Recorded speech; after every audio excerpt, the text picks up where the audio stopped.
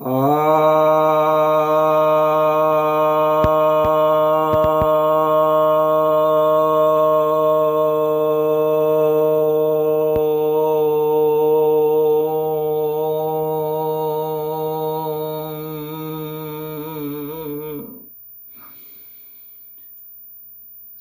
भक्तजनों को सप्रेम नमन। भक्तों, एक जिज्ञासा आई है। वैसे यह जिज्ञासा जो है समय समय पर यह समाज में उथल पुथल मचाती रहती है। अभी यह विवादों में है, ये कुछ कुछ वर्षों में विवादों में ही रहती है। यह जब से लिखी गई है तब से विवादों में ही रहती है। और संतों के लिए, कथावाचकों के लिए, बुद्धिजीवियों के लिए, विद्यार्थियों के लिए, सबके लिए यह एक विवाद का, डिबेट का विषय बनता रहता है। तो तुलसीदास जी के श्री रामचरितमानस के सुंदरकांड का यह प्रसंग है। ढोल गंवार शूद्र पशु नारी, सकल ताड़ना के अधिकारी।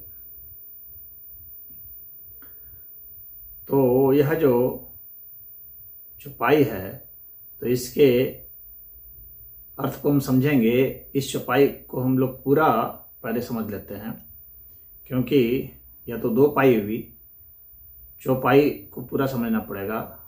इसके पहले की 2 पाई और क्या है? प्रभु भल किन्ह मोहि सिख दिन्हि, मर्यादा पुनि तुम्हरी किन्हि। तो यह जो चौपाई है, यह 98वें दोहे के बाद तीसरी चौपाई है। प्रभु भल किन्ह मोहि सिख दिन्हि, मर्यादा पुनि तुम्हरी किन्हि। ढोल गवार शूद्र पशु नारी, सकल ताड़ना के अधिकारी। मुझसे कई लोग इस विषय पर पूछते रहते हैं, आए दिन का यह प्रश्न है। और इसको बता देने के बाद भी कितने लोग कन्विंस नहीं होते, यह भी सच्चाई है। जिसके दिमाग में जो बात बैठ गई है, अपने जिस हिसाब से उसको कितना भी एक्सप्लेनेशन दिया जाए, व्याख्या की जाए, तो वे उससे संतुष्ट नहीं होते। और जिन लोगों को वास्तव में आध्यात्म की समझ है, क्योंकि तुलसीदास ने ये रचना लिखी है, इसको आप ऐतिहासिक पृष्ठभूमि से न समझें, इसको सामाजिक पृष्ठभूमि से भी न समझें, इसको आध्यात्मिक पृष्ठभूमि से आपको समझना होगा। गीता, रामचरितमानस, हम लोग के जो भी शास्त्र हैं, ये जो हैं, ये आध्यात्मिक पृष्ठभूमि के लिए हैं, और ये ईश्वर के लिए नहीं हैं, ये मनुष्यों के लिए हैं। और उन मनुष्यों के लिए हैं जो अध्यात्म के पथ पर चलना चाह रहे हैं।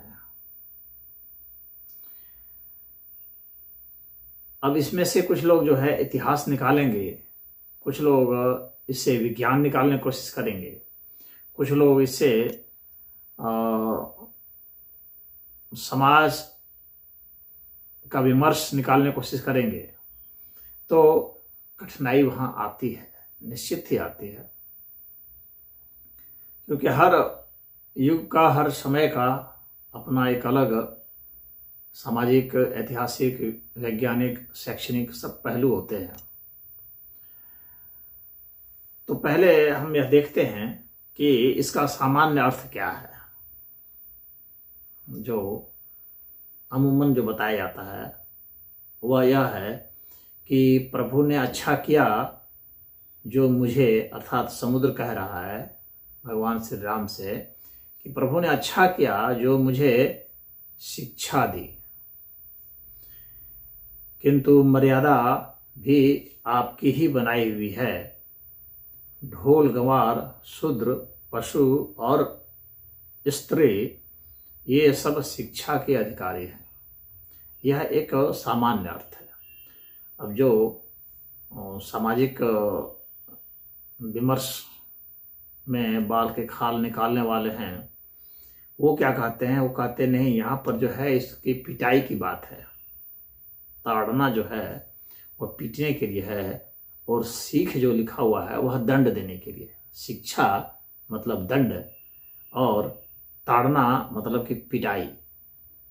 इस तरह से इसको दो अर्थ में वे करते विमर्श वाले, जिनको तोड़ना मरोड़ना है, या जो सनातन धर्म के विरोधी लोग हैं वे इस्लाम और ईसाईयत और जो है नव बौद्ध हैं या जो कम्युनिस्ट हैं, वामपंथी, या जो भी सनातन धर्म का विनाश चाहते हैं और इनके ग्रंथों को, इनके शब्दों को तोड़ मरोड़ करके अपने अर्थ में प्रस्तुत करते हैं। जो समाज में सौहार्द पसंद नहीं करते बल्कि समाज में अलगाव पसंद करते हैं, विखंडन पसंद करते हैं, ताकि वे एक वोट बैंक बना सकें अगर राजनीतिक हैं तो इसके अर्थ पर। दूसरा, वे धर्म परिवर्तन करा सकें जिनके खिलाफ में ये बातें जा रही हैं, जैसे कि शूद्र के खिलाफ में जो बातें जा रही हैं, नारी के खिलाफ में बातें जा रही हैं, और इनका बस चलता तो पशु का भी धर्मांतरण करा देते और गंवारों का भी धर्मांतरण कराते हैं कि भाई यहाँ तो गलत बात लिखी हुई है रामचरितमानस में, तो आप बदल लीजिए। एक बात तो पहले मैं यह बता दूं कि रामचरितमानस जो है वह श्री तुलसीदास जी की रचना है। यह हिंदुओं में शास्त्र के तहत नहीं आता है। पहली बात तो यह जानो। ये ग्रंथ अवश्य हैं परंतु यह शास्त्र के तहत नहीं आता है, क्योंकि यह एक कवि की रचना है। न ही रामायण शास्त्र के तहत आता है। शास्त्र के तहत तो उपनिषद, गीता और वेद यही आते हैं, और खड़ दर्शन वह फिलॉसफी के तहत आता है। तो यह समझ लें, तो ये सब जो है ये सब सपोर्टिंग ग्रंथ हैं। तो इसलिए कभी भी ये शास्त्र में इनकी गिनती नहीं होती है। ये सब व्यक्तिगत रचनाएं हैं। व्यक्तिगत रचना तो कोई कुछ भी लिख दे तो वह शास्त्र नहीं बन जाता, लेकिन लोकप्रिय रचना है और इस कारण बहुत कथावाचक रामचरितमानस की कथा कहते हैं और लोकप्रिय है। कई प्रदेशों में जो हिंदी भाषाभाषी क्षेत्र के हैं वहाँ पर यह लोकप्रिय है, जैसे उत्तर प्रदेश, मध्य प्रदेश, राजस्थान, दिल्ली, हरियाणा, छत्तीसगढ़, बिहार, झारखंड,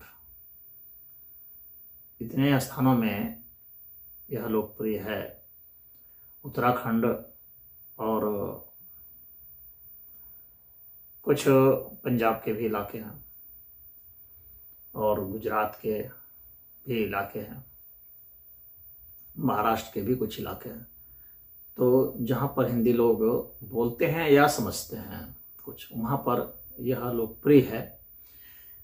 इस पे बहुत सारे कथावाचक कथा कहते हैं। तो खैर, अब हम लोग इस पर आते हैं। इस विषय को मैं इसलिए इतना गहराई से समझा रहा हूँ क्योंकि काफ़ी विवादित विषय है और मैं तुरंत वीडियो समाप्त नहीं करना चाह रहा, क्योंकि मेरी यह कोशिश है कि आप लोगों को इसके हर एंगल जो है वह क्लियर हो जाए। तो यह जो प्रसंग है, पहले हम इस प्रसंग को देखते हैं। यह प्रसंग कहाँ है? जब भगवान श्री राम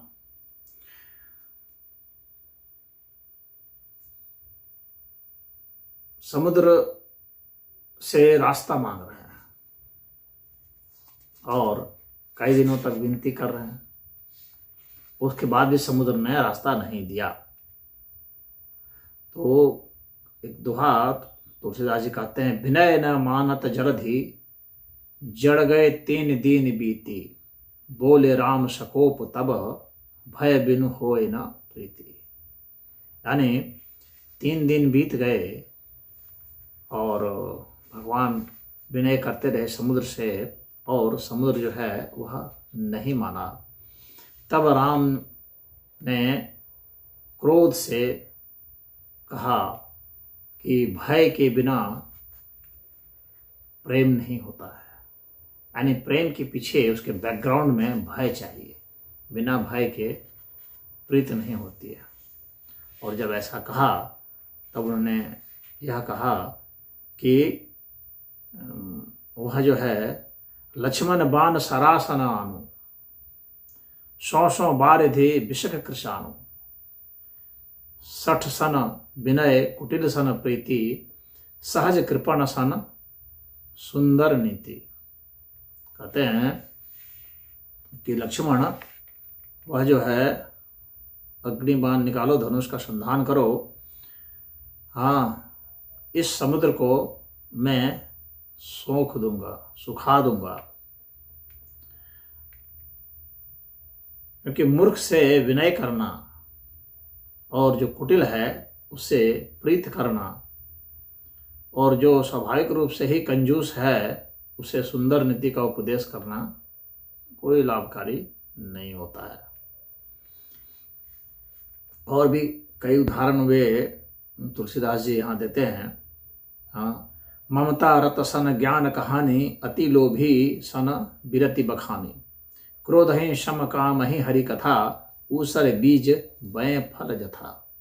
अर्थात ममता में फंसे हुए मनुष्य ज्ञान की कथा, और अत्यंत लोभी से वैराग्य की कथा, और क्रोधी से शांति की बात, और कामी से हरि कथा, ये सब निष्फल हो जाते हैं। ठीक उसी तरह से जैसे कि ऊसर में बीज डाल देते हैं तो वह बीज अंकुरता नहीं है, उसी तरह से ये निष्फल हो जाते हैं। तब जो है वो बाण चढ़ाते हैं, और यह है कि समुद्र में हलचल मच जाती है, और वह जो है समुद्र मानव रूप धर करके प्रकट हो जाता है, भगवान के सामने आ जाता है।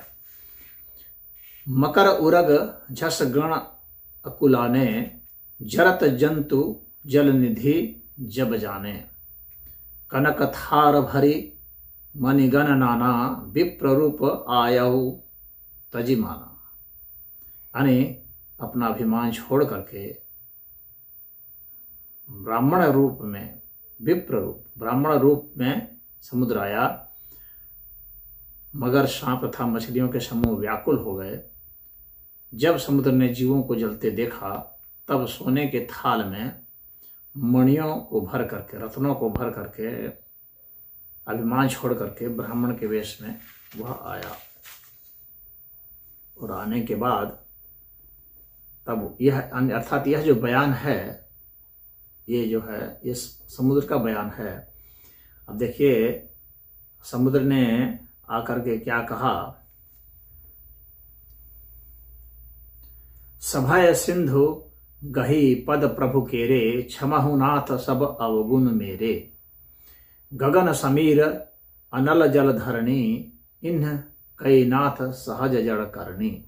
अर्थात समुद्र ने भयभीत होकर प्रभु के चरण पकड़ करके कहा, हे नाथ मेरे सब अवगुण क्षमा कीजिए। हे नाथ, आकाश वायु अग्नि जल और पृथ्वी, इन सब की करनी स्वभाव से ही जड़ है। तव प्रेरित माया उपजाए, सृष्टि हेतु सब ग्रंथ निगाए, प्रभु आयसु जही कहाँ जस अहाई, सो तेहि भांति रहें सुख लहाई। अर्थात आपकी प्रेरणा से माया ने इन्हें सृष्टि के लिए उत्पन्न किया है, सब ग्रंथों ने यही गाया है। जिसके लिए स्वामी की जैसी आज्ञा है वह उसी प्रकार से रहने में सुख पाता है। इसके बाद यही है ढोल गमार वाला जो है यह पद आया है। फिर कहते हैं कि प्रभु प्रताप में जाब सुखाई, उतरहि कटकु न मोरी बढ़ाई। प्रभु आज्ञा अपेल श्रुति गाई, करो सो बेगी जो तुम्हें सुहाई। अर्थात प्रभु के प्रताप से मैं सूख जाऊंगा और सेना पार उतर जाएगी, इसमें मेरी बड़ाई नहीं है। तथापि प्रभु की आज्ञा का उल्लंघन नहीं हो सकता, ऐसा वेद गाते हैं। अब आपको जो अच्छा लगे मैं तुरंत वही करूं।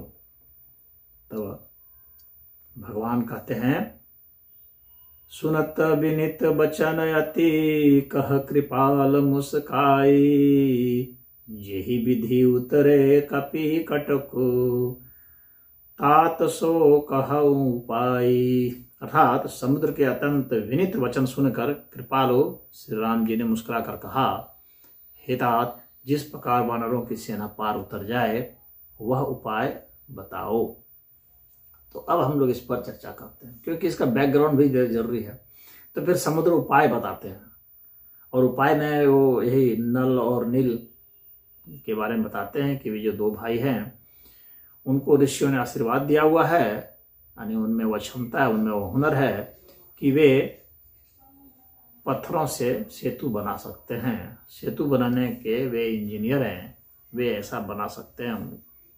उनके स्पर्श से ही भारी भारी पहाड़ अपने प्रताप से समुद्र में तैर जाएंगे, यानी समुद्र पर जो है पुल बांधने में वे समर्थ हो जाएंगे। उनके पास वो क्षमता है, तो उन्हीं का सहारा आपको लेना चाहिए।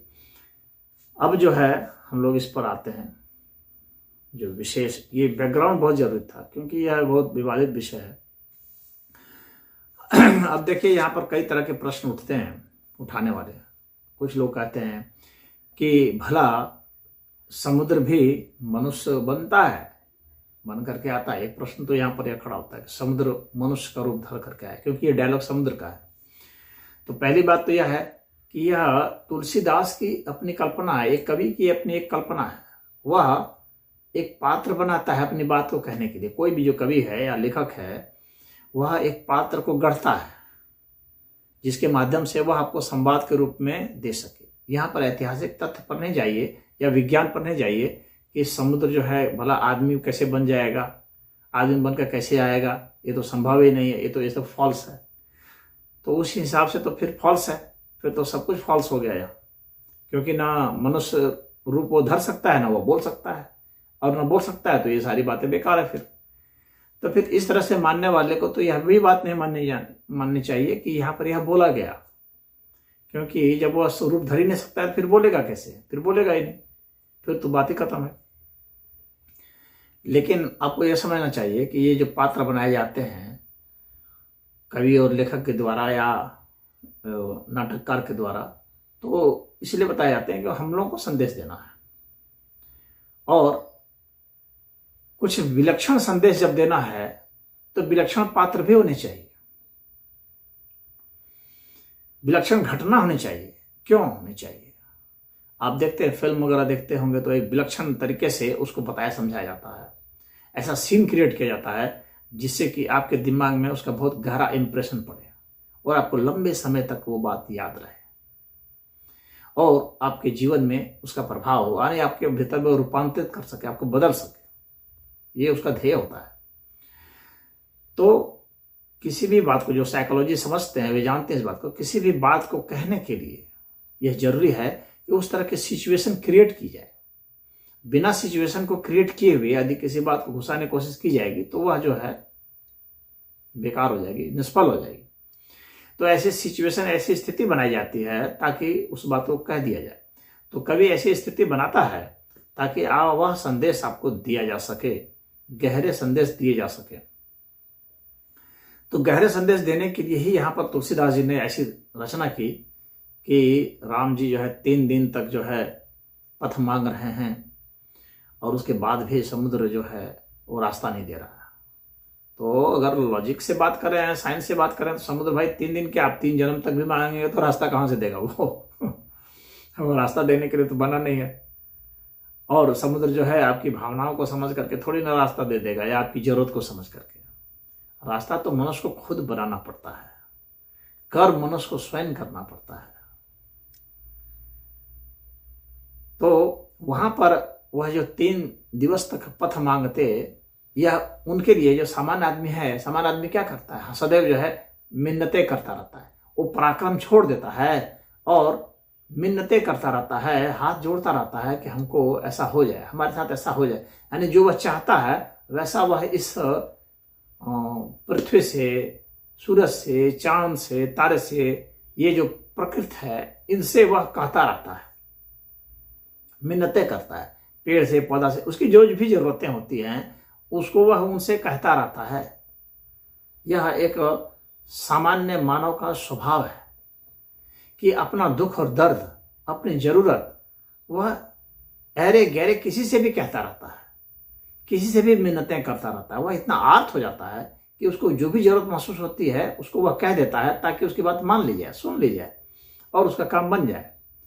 तो यहाँ पर जो भगवान राम के जरिए तुलसीदास जी वह जो उस पात्र को वहां पर रख रहे हैं कि अब वो भगवान है। अब कोई यहाँ पर ये लॉजिक कर सकता है, भाई भगवान है तो क्या उनको पता नहीं कि समुद्र ऐसे नहीं सूखता है?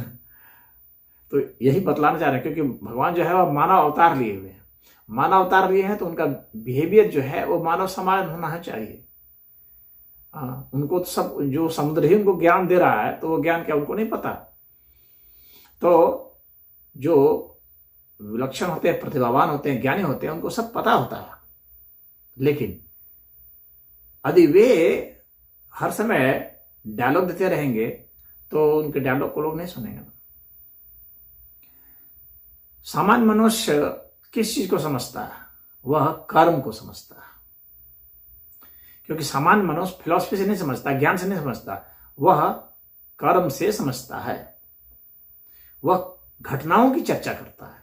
जो बुद्धिमान होते हैं वे जो हैं वो ज्ञान की, फिलॉसफी की, दर्शन की चर्चा करते हैं, साइंस की चर्चा करते हैं। और जो औसत से भी नीचे होते हैं वे क्या करते हैं? वे व्यक्ति की चर्चा करते हैं। ये होता है। तो वहां पर भगवान के जरिए उनको घटनाओं के जरिए सामान्य मनुष्य को संदेश देना है, और उन घटनाओं के साथ ही मतलब सुगर कोट करके फिलॉसफी को भी, दर्शन को भी, रीतियों को भी, सीख को भी बतलाना होता है। ये कवि के सामने, लेखक के सामने ये प्रश्न चिन्ह होते हैं।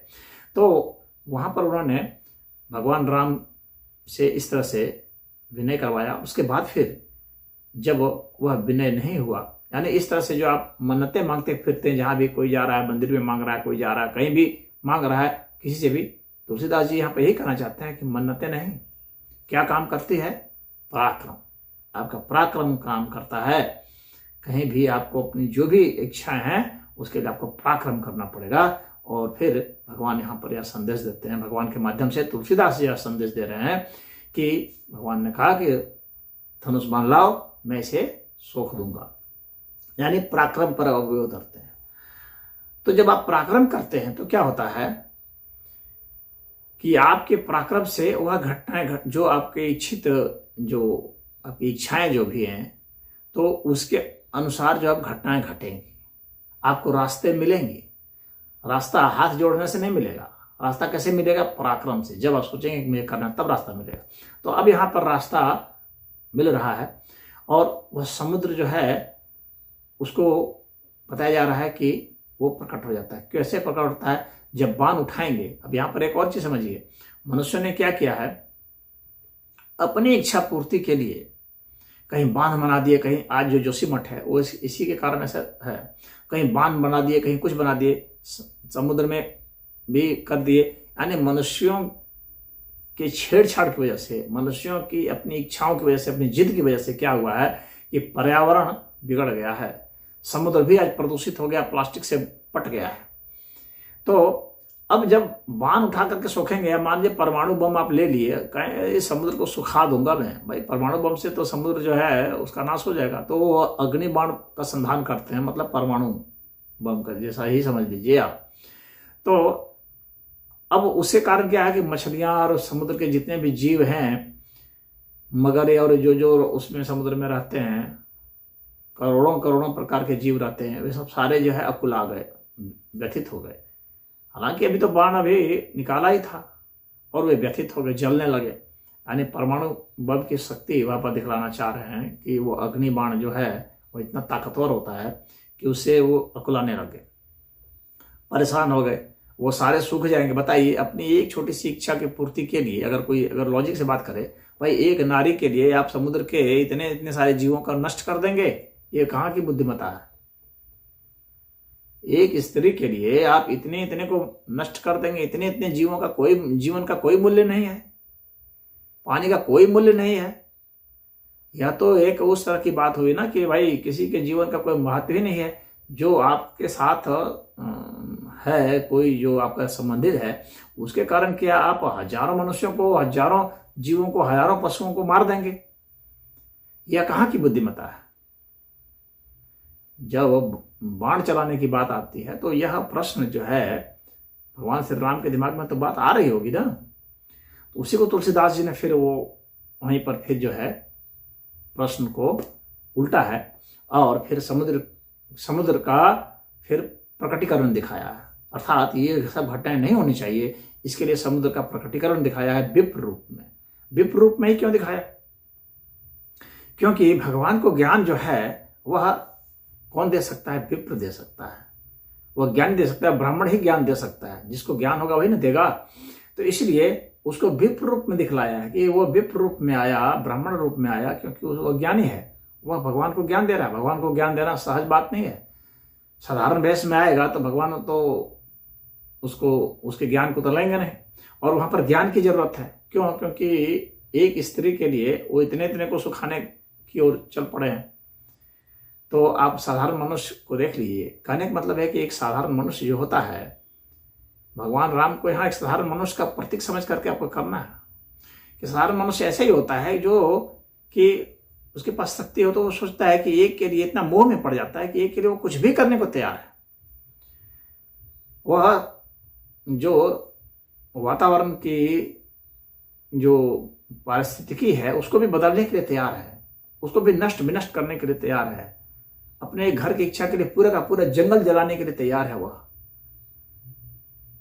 तो यहां पर विप्र रूप में तुलसीदास जी प्रकट कराते हैं, क्योंकि वो ज्ञानी है, वही भगवान राम को उपदेश देते हैं, ज्ञान देते हैं, इस तरह से ज्ञान देते हैं। और यहां पर सबसे बड़ी बात है, ज्ञान जब ज्ञान देने के अर्थ में दिया जाए ना तो ज्ञान प्रवाहित नहीं हो पाता सही तरीके से। यानी कहीं कोई चला जाए कि अब मैं तुझे ज्ञान दूंगा तो वो लेने वाला लेगा ही नहीं ज्ञान, क्योंकि मनुष्य सब कुछ लेना चाहता है, ज्ञान नहीं लेना चाहता। सामान्य मनुष्य की यही स्थिति होती है। ज्ञान तो वह लेना चाहता है जो ज्ञान का भूखा हो, जो ज्ञान का प्रेमी हो। इसीलिए इतने इतने लोग ज्ञान देते हैं, लोग ज्ञान नहीं लेते हैं, क्योंकि हर व्यक्ति सोचता है कि मैं कम ज्ञानी थोड़ी हूं, मैं मूर्ख थोड़ी हूं, मैं तो खुद विद्वान हूं। तो हर व्यक्ति अपने को विद्वान समझता है तो वो ज्ञान नहीं लेना चाहता है। तो ज्ञान कैसे दिया जाता है? ज्ञान घटनाओं के संदर्भ में और विनीत होकर के, और इस तरीके से ज्ञान देना चाहिए कि उसको लगे भी नहीं सामने वाले को कि ज्ञान दिया जा रहा है। वैसा ही ज्ञान वास्तव में उसके भीतर में उतरता है। यहां पर तुलसीदास जी यह समझाना चाहते हैं हम लोगों को कि ज्ञान इसी अर्थ में दिया जाना चाहिए।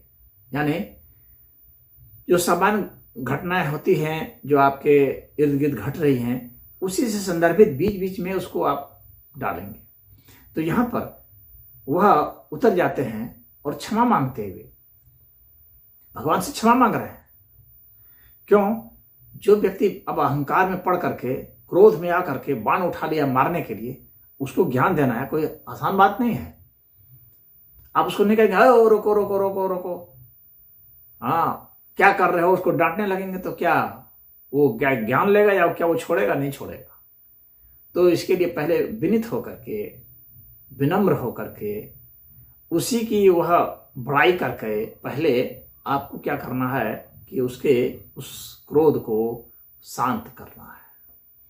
और उसके लिए क्या करना है कि आपको पहले स्वयं विनीत होना है और आपको स्वयं उसके दास के रूप में प्रस्तुत करना है, ताकि वह क्रोध उसका शांत हो जाए। और साथ में उसके लिए क्या करना, उपहार लाना है। अब देखिए यहाँ पर ऐसे प्रकट नहीं हुए। तुलसीदास जी कहते हैं कि वह मणि लेकर के प्रकट हुए, उपहार लेकर के आए। अर्थात आप किसी से भी अपनी कोई भी बात आपको बनवानी है तो आप खाली हाथ मत जाइए। यहाँ पर तुलसीदास जी यह संकेत दे रहे हैं कि खाली हाथ मत जाइए, आप जब भी जाइए कुछ ले करके ही जाइए, और जब ले करके जाएंगे तब जाकर के आपकी बात मानी जाएगी। यह तुलसीदास जी का बहुत बढ़िया संदेश है। हर एक व्यक्ति जो भी कहीं काम कर रहा है, किसी कंपनी के लिए काम कर रहा है, कहीं भी काम कर रहा है, तो उसको ये बात समझ लेनी चाहिए कि कहीं भी वह जाए तो खाली हाथ नहीं जाए, कुछ ना कुछ ले करके जाए। जब आप कुछ ले करके जाते हैं तो ही आपकी बात सुनी जाती है, और सामने वाला जो क्रोध में भी है प्रसन्न होता है। तो भगवान राम को प्रसन्न करने के लिए यहाँ पर जो ब्राह्मण रूपधारी समुद्र है वह अपना थाल में मणि वगैरह लेकर के आते हैं और प्रणाम करते हैं और अपना दोष मानते हैं। हालांकि उसको दोष दिखलाना है राम का, दोष समुद्र का नहीं है, दोष राम का है। यही समुद्र यहां पर सिद्ध करना चाह रहे हैं। लेकिन पहले अपना दोष मानते हैं। अगर उसका दोष पहले दिखलाएंगे तब तो वो नाराज हो जाएगा। भाई एक तो ऐसे ही नाराज है और नाराज हो जाएगा। तो पहले अपना दोष दिखलाते हैं। किसी से भी बात करने का यही तरीका होता है, किसी को अपनी बात मनवाने का यही तरीका होता है कि पहले आप अपना दोष गिनाएं, और अपना दोष गिना करके ही वो कहते हैं, अपना दोष वही गिनाते हैं और कहते हैं कि मेरे सभी अवगुण क्षमा कर दें।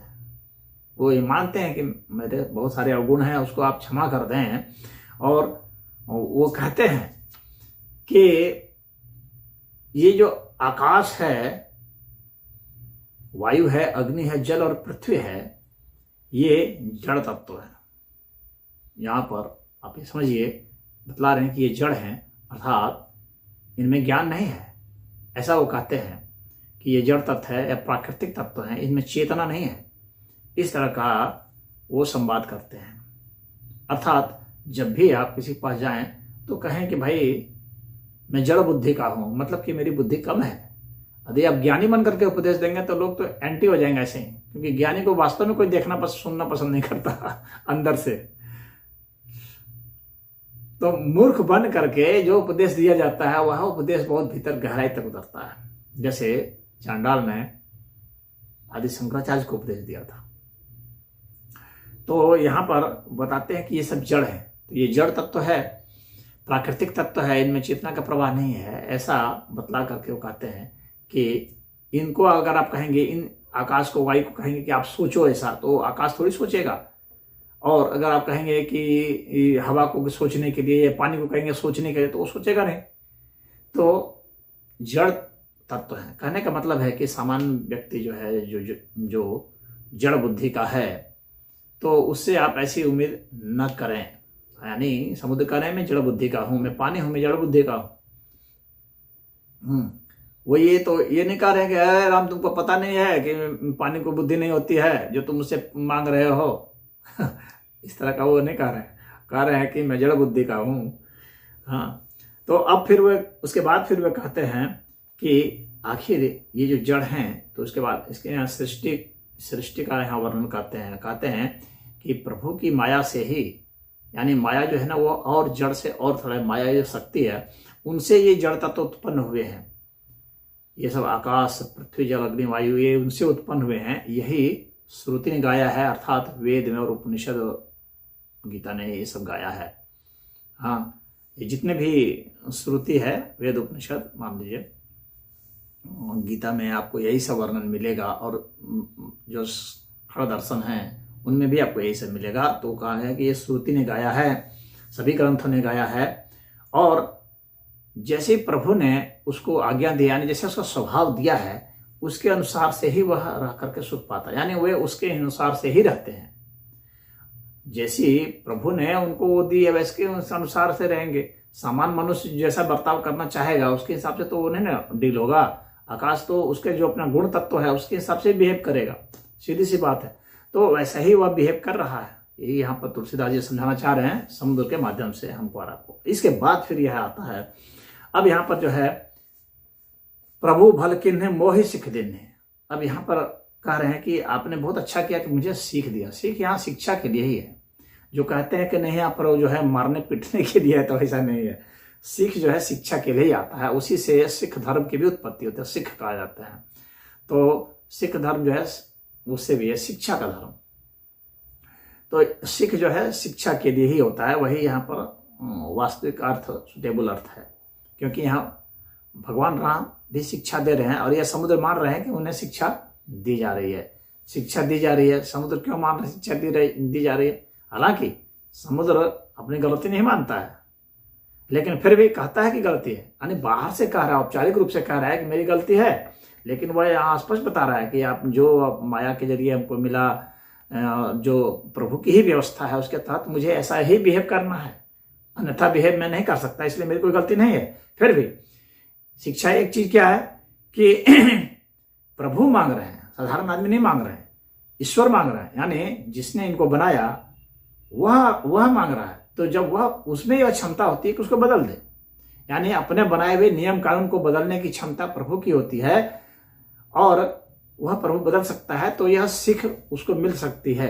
किसको? जो बनाया गया है, यानी प्रभु को पहचानना और प्रभु की इच्छा, और प्रभु को पहचान ही नहीं रहा, पहली बात।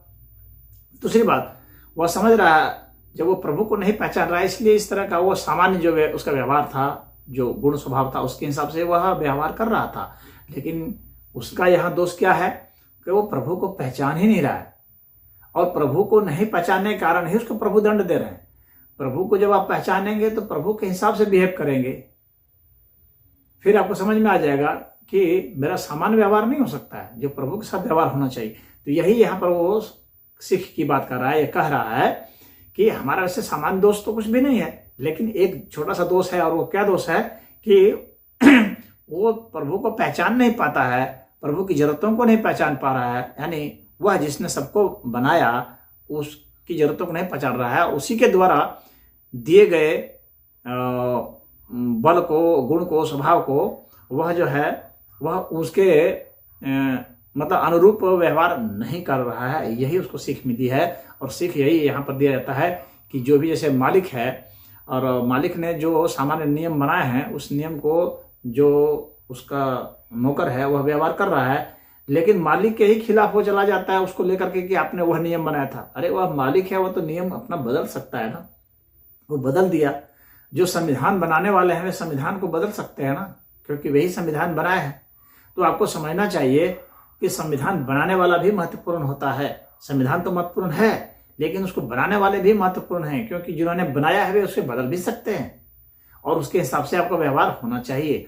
तो अब यहाँ पर समुद्र का मुख्य मतलब यह था कि ठीक जब आप बदल देंगे तब मैं ऐसा करूंगा व्यवहार, यह उसका कहना है। लेकिन वहां कहना है कि नहीं, हर नियम में एक अपवाद होता है, हर नियम का एक अपवाद होता है, और उस अपवाद का ही यहाँ पर भगवान राम जो है उम्मीद कर रहे हैं कि वह व्यवहार करे, मैं ईश्वर हूं तो मुझे पहचाने और उसके अनुसार से व्यवहार करे। लेकिन समुद्र है, कहता है कि नहीं, मुझे मैं नहीं पहचानता आपको, और जो आपने नियम बना रखे हैं मैं उसके हिसाब से ही व्यवहार करूंगा, आप चाहे कोई भी हो। तो यही यहाँ पर कह रहा है कि आपने अच्छा किया कि मुझे सीख दिया, मर्यादा पुनि तुम्हारी किन्नी, और जो आपने मर्यादा बनाई हुई है, जो आप ही की मर्यादा है, मैं उसके हिसाब से ही तो व्यवहार कर रहा हूं, तो मेरा इसमें दोष क्या है? आपने जो मर्यादा बना रखी है कि तुम्हें ये ही करना है, ये नहीं कर सकते, तो मैं उसके हिसाब से ही बिहेव कर रहा हूं, व्यवहार कर रहा हूं, तो इसमें मेरा क्या दोष है? तो मेरा तो कोई दोष नहीं है। लेकिन वह उस अपवाद को नहीं समझ रहा था कि ईश्वर का अपवाद क्या है, तो उस अपवाद के लिए ही भगवान ने वह दंड दिया। जो मोह में पड़ जाता है उसको ईश्वर दंड दे करके और ईश्वर पथ पर ले आते हैं। ईश्वर को समझो, और ये प्राकृतिक नियम जितने भी हैं ये सब जो है ये ईश्वर से बढ़ के नहीं है।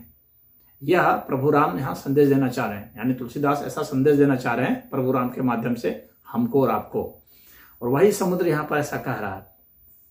अब कह रहा है कि ढोल गवार शूद्र पशु नारी। हम लोग यहाँ आते हैं तो कितने कहते हैं कि ये पीटने की बात है, यहाँ जो ताड़ना है, सकल ताड़ना के अधिकारी। ताड़ना का अर्थ कहते हैं पीटना है।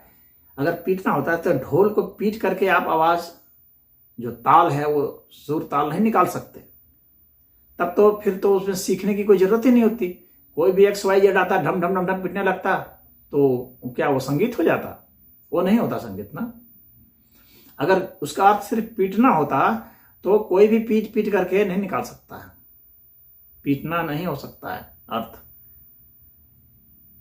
तब तो हर एक व्यक्ति है कि छोटा सा बालक भी जो है तो मास्टर हो जाता, वो तो बजाने लगता। तो फिर तबला सीखने की कोई जरूरत नहीं है, ढोल सीखने की कोई जरूरत नहीं है, ये म्यूजिकल इंस्ट्रूमेंट सीखने की कोई जरूरत नहीं। कोई भी ऐसे ऐसे करने लगेगा तो गिटार हो जाएगा, बज जाएगा, नहीं। वहां शिक्षा है, सीखना है आपको कैसे उसको छेड़ना है। ढोल है, उसको किस तरह से आपको बजाना है वह सीखना है। वहां सुर लय ताल, ऐसा नहीं कि कोई भी पीट देगा। किसी को भी अगर कोई कहता है मैं पीट दूंगा, उसको ढोल दे पकड़ा दे तो चलो ठीक है बजाओ तो तुम, तो क्या वो उसमें जो भी ताल निकलता है, एक ताल, तीन ताल, झप ताल, क्या वो निकाल देगा? नहीं निकाल सकता ना, उसको तो पता ही नहीं है कितनी मात्रा में से बजाना है। तो वो कितना द्रुत बजाना है, द्विगुण चौगुण, उसमें कितनी तरह की चीजें होती हैं। जब जो संगीत जानते हैं वे जानते हैं इस चीज को कि ढोल कैसे बजता है, तबला कैसे बजते हैं, गिटार कैसे बजता है, वीणा कैसे बजाया जाता है, हारमोनियम कैसे बजता है। ऐसा थोड़ी कि हारमोनियम को पकड़ा दिया और आप बस सोचे कि हारमोनियम में तो खाली रीड को दबाते हैं इससे ही वो हो जाएगा, तो कोई भी प्या प्या प्या प्या दबा करके निकाल देता है। ऐसा नहीं होता है, वर्षों वर्षों लगते हैं तब आदमी उसमें पारंगत होता है। ऐसे कोई जाकिर हुसैन नहीं बन जाता। तो वहां पर जो है उसको पीटना नहीं है, ताड़ना। इसलिए ताड़ना का अर्थ पीटना नहीं होता है, वहां सिर्फ शिक्षा ही है, संभव है, क्योंकि वह एक अच्छे ढंग से शिक्षा, और शिक्षा में तो ठीक है भाई, अब उसको उसमें थाप देगा तभी आवाज निकलेगी, यह बात तो सत्य है। लेकिन थाप मनमाने ढंग से नहीं देगा, इस तरह से नहीं देगा कि वो फूट जाए, ढोल फूट जाए इस तरह से वो थाप नहीं दे सकता। यानी ऐसी वो पिटाई नहीं कर सकता, वो पिटाई नहीं है, उसका वो रिदम है, लय है, वो उसी हिसाब से बजता है। और उस लय को समझना, वहां उस तरह की शिक्षा को, संगीत की शिक्षा को समझने से ही ढोल से आवाज निकल सकती है। इस बात को समझ लीजिए। दूसरी बात है गंवार। गंवार को अगर आप पीटने लगेंगे गंवार को, उसकी मान लीजिए कि गंवार है, गंवार का मतलब हो गया कि जो मूर्ख है। मूर्ख को अगर आप पीटने लगेंगे तो क्या वो पीटने से वो विद्वान बन जाएगा? तब तो मूर्ख को विद्वान बनाना बहुत आसान होता, कोई भी पीट देता, मूर्ख विद्वान बन जाता। मूर्ख को आप पीट करके विद्वान नहीं बना सकते, पीट करके उसका हाथ पैर तोड़ सकते हैं, हाथ पैर तोड़ देंगे, उससे वो विद्वान तो नहीं बन जाएगा ना। उसको सिखाने के लिए अत्यधिक परिश्रम करना पड़ेगा। जो गंवार है उसको सिखाना आसान काम नहीं है। गंवार को सिखाने के लिए श्रेष्ठतम गुरु चाहिए, श्रेष्ठ गुरु से भी नहीं सीखेगा, श्रेष्ठतम गुरु से चाहिए। उसको किस किस तरह से बात बतानी है, कैसे समझानी है, किस तरह उदाहरण देने हैं, तब धीरे धीरे धीरे वह सीखेगा। तो यहां गंवार को ऐसा नहीं कि गंवार को हम पीटेंगे, हम उठा करके उसको पीटेंगे, पीट करके उसको क्या आप तब तो जान से मारना, फिर तो आप फिजिकल आप क्राइम कर रहे हैं, अपराध कर रहे हैं। वह अपराध नहीं करना है, बल्कि उसको विद्वान बनाना है, उसका आदर्श विद्वान बनाना है। ढोल का आदर्श क्या है कि उसको जो है आपके संगीत पैदा करना है। गंवार से क्या है कि आपको उसको विद्वान बनाना है। गंवार उसी अर्थ में प्रयुक्त हो सकता है, तो ताड़ना जो है वहां सिखाना है और उसको सबसे कठिन सिखाना है। तो वहां उस अर्थ में उसका प्रयुक्त हुआ है कि गंवार को आप शिक्षा कैसे देंगे कि वह विद्वान हो जाए। शूद्र, शूद्र कौन है? शूद्र जो है शुच धातु से बना है। शुच अर्थात जो शोक करता है, जो दुख में है। यहां शूद्र को लोग एक कोई जाति से जोड़ रहे हैं, यहां जाति का कोई वर्णन थोड़ी ना है, शूद्र जाति को थोड़ी कहते हैं। शूद्र एक वर्ण है। वर्ण का मतलब होता है एक अवस्था। एक अवस्था है, कौन सी अवस्था है? वह अवस्था जो शोक करता है, जो विषाद में रहता है, जो रोता रहता है, जो दुख में पड़ा है। तो दुख में पड़े हुए को आप पीटेंगे क्या? दुख में पड़े हुए को पीटा नहीं जाता। लेकिन शूद्र को आप किसी जाति से जोड़ देते हैं, फिर उस जाति के हिसाब से जो सोशल रेलिवेंस निकालते हैं, इसका वो कहते हैं कोई जाति है। ऐसी जाति नाम का कोई शूद्र नहीं है। आप बताइए, शूद्र नाम की कोई अगर जाति होती तो कोई होता ना। फिर हम किसी को क्यों कहते कि ये चमार है, ये दुसाध है, क्यों कहते? फिर कोई शूद्र कहते उसको किसी को। लेकिन शूद्र नाम की कोई भी जाति दुनिया में नहीं पाई जाती है, भारत में भी नहीं पाई जाती है। शूद्र एक अवस्था, एक वर्ण है, और यह जातियों के लिए प्रयुक्त नहीं है। यह उन सभी के लिए प्रयुक्त है जो शोक में रहते हैं, जो विषाद में रहते हैं। पहले संस्कृत, यह शूद्र जो है संस्कृत शब्द है, उसका अर्थ जाकर के देख लीजिए डिक्शनरी में। तो शूद्र एक वर्ण है, और वह वर्ण कौन है? जो अभी दुख में, पीड़ा में, कष्ट में है, जिसको यह संसार जो है उसको लगातार उस संसार से कष्ट ही मिल रहा है। ऐसे जो कष्ट में जो लोग हैं, यानी शूद्र हैं, उसको आपको इस तरह से शिक्षा देनी है कि वह अच्छा, शूद्र का एक बात और है, जो आध्यात्मिक जो वर्ण चेतना है जिसके माध्यम से कोई ब्राह्मण बनता है। तो जैसे अब कुछ लोग पूछते हैं कोई ऐसा शूद्र है जो ब्राह्मण बना? हाँ बना, बहुत सारे ऐसे हैं। जैसे कि जैसे स्वयं माता सबरी जो थी वो शूद्र होकर के वो ब्राह्मणी के रूप में थी। उसी तरह से उनके गुरु थे मातंग ऋषि, जिनका कि ऋग्वेद इसमें वर्णन आता है, मातंग ऋषि। तो इन लोगों के हिसाब से, अगर जाति के हिसाब से अगर देखा जाए तो वे वनवासी थे। हालांकि उस वक्त इस तरह की कोई बात थी नहीं, वनवासी थे वे। तो वनवासी होने के कारण जो है आज के हिसाब से कहते हैं ओ शूद्र साहब। तो शूद्र तो उस वक्त कहा जाता है जन्म न जायते शूद्र, जन्म से सब लोग शूद्र होते हैं। यह शास्त्र कहता है, श्रुति कहती है कि जन्म से सब लोग शूद्र होते हैं, कोई ऐसा नहीं है जो कि जन्म से शूद्र ना हो। संस्कारात द्विज उच्यते, और संस्कार से वह द्विज होता है। जब उसमें संस्कार आते हैं, यानी उनको जो है अच्छी जो शिक्षा जब मिल जाती है, अच्छी चेतना मिल जाती है, अपने भाव पर, अपनी वाणी पर, अपने इंद्रिय पर नियंत्रण मिल जाता है, तो वह शूद्र से फिर आगे वैश्य और क्षत्रिय और ब्राह्मण वर्ण को प्राप्त होता है, जिनको द्विज कहा जाता है। द्विज अर्थात दूसरा जन्म। पहला जन्म तो यह हुआ, कहते हैं कि ये जन्म ना जायते शूद्र, जन्म से सब लोग शूद्र होते हैं। तो ये तो पहला जो है आपको माता पिता से जो जन्म मिला वह हुआ शूद्र का, यानी शोक करने, जो लगातार उस तरह का जन्म से सिर्फ शोक होता है। यदि उसको संस्कार नहीं दिया जाएगा, यदि अच्छी शिक्षा नहीं दी जाएगी इस तरह से कि वह स्वयं अपने दुख दर्द को समझ सके और उसको दूर कर सके, तब तक वह द्विज नहीं होता है। तो इसीलिए द्विज की बात है। द्विज सदैव जो है आपको संस्कार से ही द्विजत्व प्राप्त होता है। तो अब जो है आप ब्राह्मण उससे बन सकते हैं।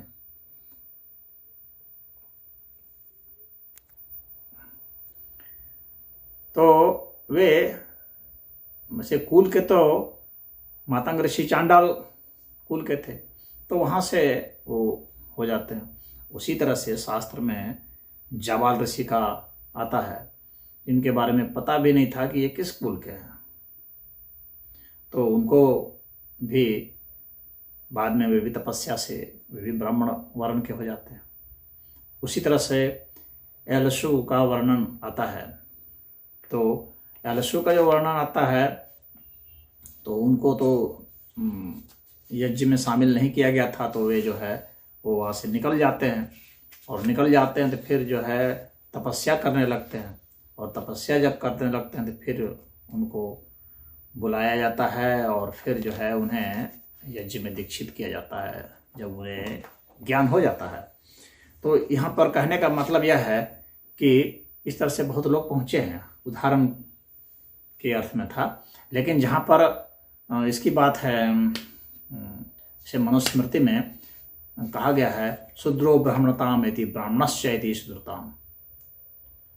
तो शूद्र जो है ब्राह्मण हो सकता है, और ब्राह्मण जो है वह शूद्र हो सकता है। और क्षत्रियात जातम एव तु विद्धात वैश्यात तथैव च। कहने का मतलब है क्षत्रिय के भी जातक इसी तरह से वर्ण बदल लेते हैं, और वैश्य का भी इसी तरह से वर्णन हो जाता है। तो यहाँ पर स्पष्ट है शास्त्र में कि आप ब्राह्मण भी हो गए हैं तो आप अपना वह कर्म छोड़ देंगे तो आप फिर आपका पतन हो जाएगा, फिर आप शूद्र हो जाएंगे। कहने का मतलब है कि वर्ण अस्थायी नहीं है। अब वर्ण आपका बदल जाएगा, अगर आपका कर्म बदल गया, आपका भाव विचार सब बदल गया तो आपका फिर पतन हो जाएगा। यानी इसको फिक्स सिस्टम नहीं किया गया इसको, और इसको कर्म से जोड़ा गया है। तो ये कर्मणा है, न कि जन्मना। जन्मना नहीं होता है।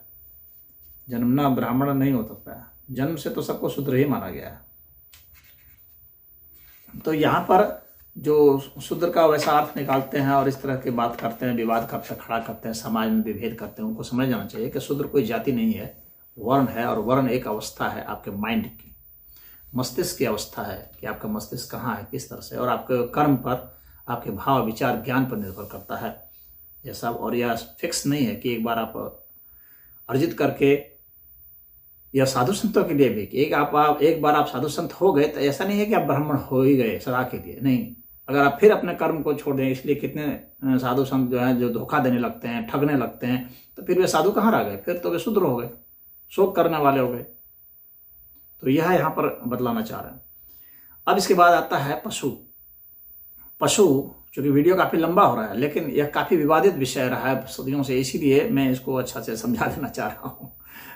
उसके बाद पशु है। पशु कौन, किसको कहा जाता है? पशु जो पास में बंधा है, पशु उसको कहते हैं जो पास में बंधा है। पशु का अर्थ अधिकतर लोग सोचते हैं कि सामान्य जो पशु है उसको जाके मारो। तो पशु को मारने से क्या मिलेगा भाई? पशु को क्यों मारोगे? पशु को तो वही लोग मारते हैं जो खुद दुष्ट होते हैं, जो स्वयं उससे ज्यादा ही गिरे होते हैं, वही लोग पशु को मारते हैं। पशु को, सामान्य पशु का अर्थ अगर आप लेंगे तो उस अर्थ में भी जो है आप जो है उसको सेवा शुश्रूषा कीजिए। गाय है, भैंस है, भेड़ है, भेड़ बकरियां हैं, उनको सेवा शुश्रूषा कीजिए और उनका आप लाभ लीजिए। उनको जान से मारने की तो कोई बात है नहीं। लेकिन यहाँ पर जो पशु है यह आध्यात्मिक अर्थ में प्रयोग है। यहाँ ये वह पशु नहीं है जो सामान्य व्यक्ति सोचते हैं। पशु कौन है? हम और आपके लिए ही यहाँ पर प्रयुक्त हुआ है। पशु वह है जो कि पास में बंधा हुआ है, यानी जो सांसारिक मोह, क्रोध, द्रोह, लोभ, इन सब के बंधन में जो जकड़ा हुआ है उसको ही पशु कहा जाता है। पशु का अगर आप जाकर के निरुक्त में अर्थ देखेंगे तो पशु वही है। उनको पशु नहीं कहा गया है। जो वन्य जीव हैं उनको पशु नहीं कहा गया, उनके लिए तो वन्य जीव का प्रयोग होता है। इसलिए इनको शंकर जी का एक नाम है पशुपति। पशुपति नाम है। जो बंधा हुआ जीव है उस जीव का स्वामी वही है, परमात्मा। वे उससे मुक्त करते हैं। पशुता से मुक्त हो जाना यानी हमारी जो पाश्विक प्रवृत्ति है उससे, पाश्विक प्रवृत्ति मतलब इसमें जो हिंसा है, क्रोध है, लोभ है, मोह है, ये सब जो खड़ विकार हैं वे पाश्विक प्रवृत्तियां हैं। तो ये पाश्विक प्रवृत्तियां जो हैं यही हमें पशु बनाती है। पशु का मुख्य अर्थ है वो बंध जाना। कहीं भी आप चाहे किसी से बंध गए, किसी एक ग्रंथ से बंध गए हैं, किसी एक परिवार से बंध गए हैं, किसी एक जाति विशेष से बंध गए हैं, किसी एक राष्ट्र विशेष से बंध गए हैं। अपने को जो राष्ट्रवादी कहते हैं वे भी पशु है, पशु की परिभाषा, क्योंकि वे बंधे हुए हैं। जो बिल्कुल बंधे हुए नहीं है, न किसी फिलॉसफी से बंधे हुए हैं, न किसी व्यक्ति से बंधे हुए हैं, न किसी ऐसी चीजों से बंधे हुए हैं, तो वे मुक्त हैं। अंततः जो बंधे हुए हैं पशु हैं। चाहे आप किसी से बन जाए, किसी संप्रदाय से बन जाए, किसी से भी बंध जाते हैं आप, तो वो पशु हो जाते हैं। बंध जाना पशुत्व है और पशु से मुक्ति हो जाना ही वह मोक्ष निर्वाण कहलाता है। तो वह यहाँ पर उसका मतलब है। तो ऐसे पशु को क्या है, ऐसे पशु को ताड़ना की जरूरत है। जो बंधा हुआ उसको ताड़ना की जरूरत है, मतलब उसको पिटाई की जरूरत नहीं है, उसको शिक्षा की जरूरत है। शिक्षा से ही आप मुक्त हो सकते हैं, अन्न से मुक्त आप नहीं हो सकते। पशु का वह अर्थ है। अब इसके बाद एक और आता है नारी। अब यहाँ कहते हैं कि नारी को तो पीटना चाहिए। अरे भाई, नारी तो सामान्य अर्थ में अगर जो नारी है यानी स्त्री, हाँ, तो उसको तो जो है उससे प्रेम की वो बात की जाती है। पीटने की कहाँ बात होती है? नारी को कोई पीटता है क्या? कहाँ पीटता है? अगर पीटने की बात होती तो भगवान राम सीता को पीटते, लक्ष्मण उर्मिला को पीटते। तो ऐसा पीटने की तो कहीं बात नहीं आई है, कोई दृष्टांत नहीं आया है कि भगवान कृष्ण जो है सत्यभामा को पीट रहे थे। तब तो भाई उनकी ये बात मानी जाती कि सब लोग जो है एक आदर्श स्थिति प्रस्तुत किए हैं कि सब लोग अपने इसको पीट रहे हैं। ऐसा नहीं है, पीटने का नहीं है, शिक्षा के अर्थ में है। और यहाँ पर नारी का एक अर्थ आप समझ लीजिए, आपका सामान्य रूप से यहाँ नारी का किसी लिंग विशेष से मतलब भी नहीं है। नारी के दो अर्थ होते हैं। एक अर्थ तो होता है लिंग वाला भेद, नर का जो विपरीत लिंग है वह नारी है। सामान्यतः लोग यहाँ पर उसी को समझते हैं, स्त्री को ही समझते हैं कि नर है तो नारी है, उसके अर्थ में कहा गया है। नारी को शिक्षा की जरूरत है। अरे शिक्षा की जरूरत किसको नहीं है? सबको है। शिक्षा की जरूरत तो नर को भी है, नारी को भी है। और जो नर नारी नहीं है, जो मध्य वाले हैं, उनको भी जरूरत है। नपुंसकों को भी जरूरत है शिक्षा की। शिक्षा की तो सबको जरूरत है। तो यहां पर नारी को पीटने की बात नहीं है। और यहां नारी उस स्त्री के लिए प्रयोग नहीं हुआ, स्त्रीलिंग के अर्थ में प्रयोग यहां पर नारी नहीं है। नारी किसको कहते हैं? अगर आप निरुक्त में देखेंगे तो नारियों के बहुत सारे अर्थ होते हैं, नारी के बहुत सारे अर्थ होते हैं। नारी का एक अर्थ होता है जो यहां पर समीचीन है, वह है लंपट।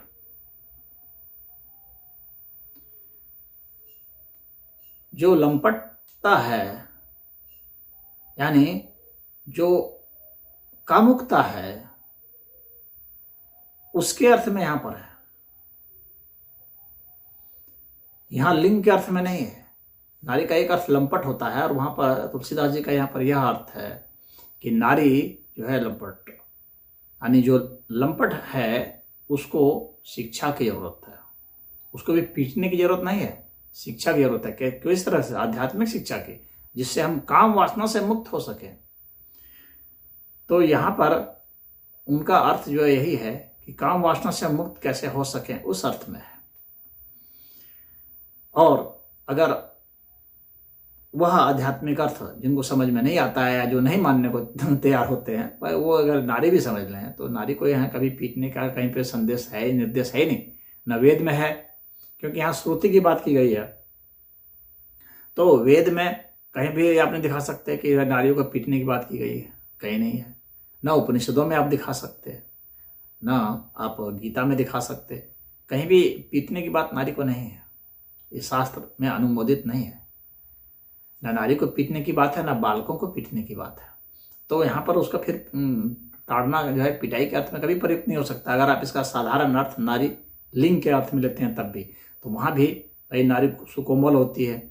हाँ, उनको जो है उनका तो और अच्छे से केयर करना है, उनको और अच्छे से शिक्षा देनी है।